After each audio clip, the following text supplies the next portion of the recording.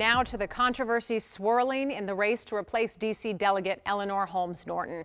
Councilmember Brooke Pinto is now apologizing to the family of Councilmember Robert White after releasing some of his family's personal information on her campaign website. In a late-night post on X, Pinto writes that campaigns should be run between the candidates. While she says all information is available through public search, she adds any mention of the White family, quote, should have been initially redacted, and I sincerely apologize. This came after 2 days of back and forth between the candidates, and so we're taking a closer look at what happened.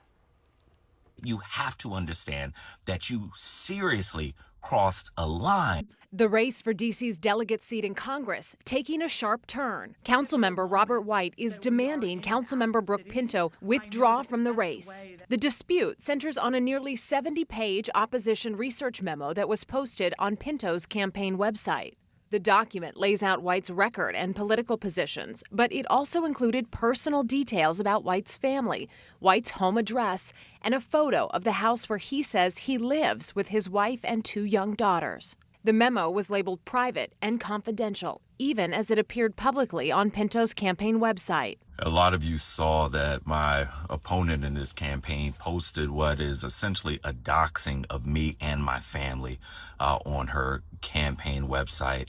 In a statement posted online, White called it a, quote, blatant violation of basic decency, saying the post was dangerous and disqualifying. He also accused Pinto of putting his family at risk at a time when attacks on public officials at their homes are a growing concern. To post my home and pictures of my home where I live with my family in a time where it is increasingly common for people to show up and do harm to lawmakers and their families.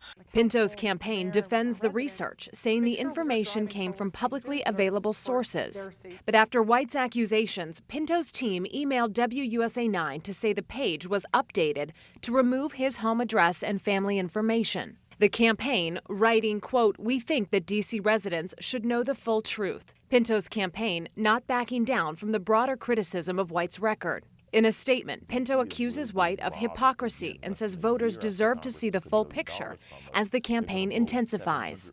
This all comes just days after Pinto went on the defensive, pushing back on claims about her political background and campaign support. Am I a Republican? No, I am a lifelong Democrat. In that video, Pinto rejected claims she's aligned with Republicans and defended her campaign and a photo of her spending time at Donald Trump's Mar-a-Lago resort when she was 23. Our Lorenzo Hall spoke with both candidates about the issue and their campaigns. You can see those conversations on the D.C. Beat on WUSA 9+. We have a brand new episode streaming tonight at 7.